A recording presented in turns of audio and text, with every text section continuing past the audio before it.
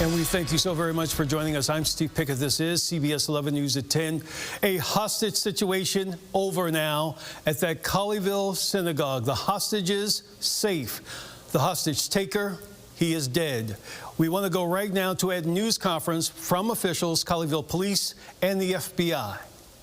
Good evening, everybody. It's been a long day. Thank you guys for coming out and covering this. My name is Michael Miller. I'm the chief of police here in Colleyville, Texas.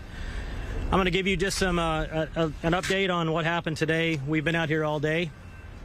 This morning at about 10:41, we received a 911 call regarding a disturbance at the 6100 block of Pleasant Run, which is Congregation Beth Israel. It's our local Jewish synagogue. At that time, they were having services, and those services were being broadcast across Facebook and across Zoom. And we began to get information that a gunman had entered the synagogue and taken 4 individuals hostage. At that time, patrol resources responded to the area. We called out our SWAT team, our North Tarrant Regional SWAT team, who responded. We set up a perimeter, and we began to evacuate the houses that were in the local area. We really appreciate all of the people who were inconvenienced by us asking them to stay away from the area, but it was important for their safety. At some point in time, immediately after that, we received some backup support from North Richland Hills SWAT team. I immediately, once we heard there was a hostage situation, I called the FBI. FBI Special Agent Charge Matt DeSarno came out immediately. FBI, ATF, HSI, Texas Department of Public Safety, and all of our local partners all responded as well. We've had nothing but phenomenal support from our state, local law enforcement, and federal partners. At some point in time during the times we were negotiating with the subject for a period of time, all day, constant communication with him. He did release one hostage in the middle of the incident. That hostage was not harmed, and he's doing well now. The FBI called out the hostage rescue team, which is an elite hostage rescue force out of Quantico, Virginia. They immediately when the SAC called, they got on a plane and flew out here. I think they brought 60 or 70 people from Washington, D.C. to come and help with the situation. Sometime around 9 p.m. today, this evening, the HRT, the hostage rescue team, breached the synagogue. They rescued the 3 hostages, and the subject is deceased. I'd like to think that this is a success due to the partnerships that we have with our local, state, and federal law enforcement partners. It's been an incredible operation. We've had at least 200 law enforcement personnel here pretty much all day today. We couldn't have done it without them, and we thank them. We thank the community as well. I'm going to turn it over to SAC DeSarno, who's going to talk a little bit about more about the incident specifically, and then we'll be here to take any questions you may have. Thank you very much. Thank you, Chief Miller. Again, my name is Matt DeSarno. I'm the Special Agent in charge of FBI Dallas, and I'm flanked today by my federal partners from ATF, HSI, DHS headquarters, Texas DPS, and Colleyville Police Department. So today's result, which was 4 safe hostages and the situation resolved, was really a result of a long day of hard work by nearly 200 law enforcement officers from across this region, local officers from across this region. As the chief mentioned, North Richland Hills, Trophy Club, Colleyville, obviously, the FBI, ATF, HSI, and Texas DPS, who you see all over this town today. I'd like to highlight a couple things. You know, we used the North Tarrant Regional SWAT team, who started the engagement here in the morning, transitioned to the Dallas FBI SWAT team, and then ultimately to the hostage rescue team and the Dallas FBI SWAT team holding the perimeter. That, as Chief Miller said, the FBI's hostage rescue team, I consider one of the crown jewels of our organization. Their mission is to conduct deliberate hostage rescues when necessary. In this case, we had a necessity for that, and they were successful. Very proud of them. I'm also extremely proud of the team of negotiators, FBI agents and local police officers who worked all day long engaging this subject and likely saved the lives of the subjects just through their engagement.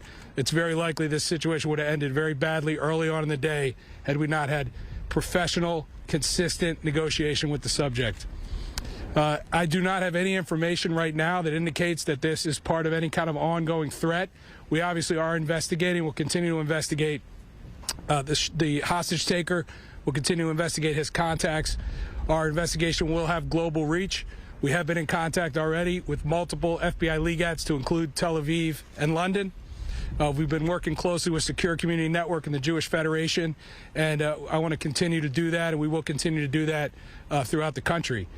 We do believe from our engagement with this subject that he was singularly focused on one issue, and it was not specifically related to the Jewish community, but we're continuing to work to find motive, and we will continue on that path.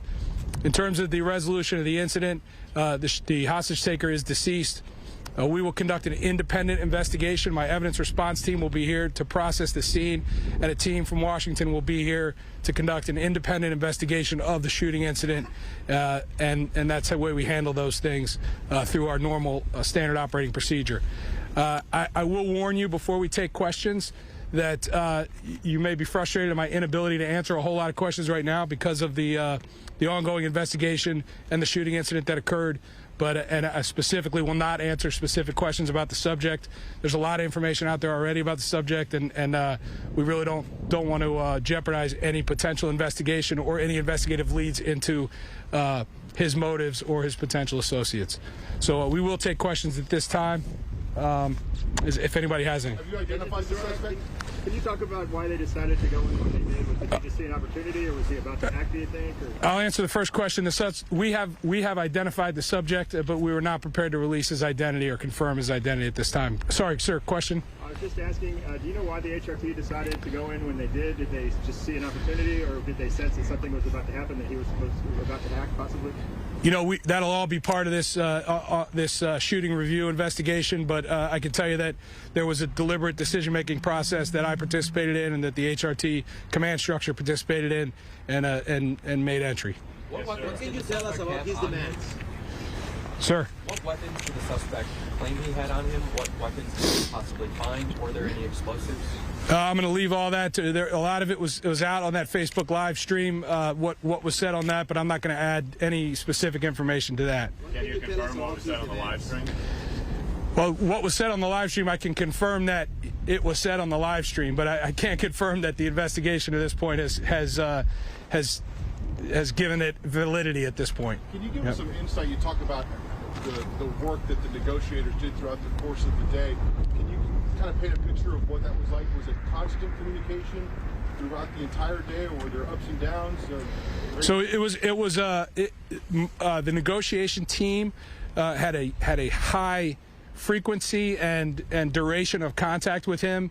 There were times when it stopped for periods of time, and like many hostage situations, the relationship between the negotiators and the hostage taker kind of ebbed and flowed a little bit, and sometimes got intense.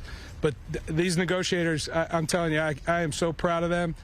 Unbelievable work, really incredible work for 10 hours. Unbelievable. About the 4 people that were rescued, how they are right now? Yes, absolutely. The 4 people who were rescued are not in need of medical attention, are with FBI agents right now, will be reunited with their family, unharmed. He did not harm them in any way. Last right on my part. What can you tell us about his demands? Other than what you heard on the live stream, I'm not ready to add any more about the demands. That they were specifically focused on one issue that was not specifically threatening to the Jewish community.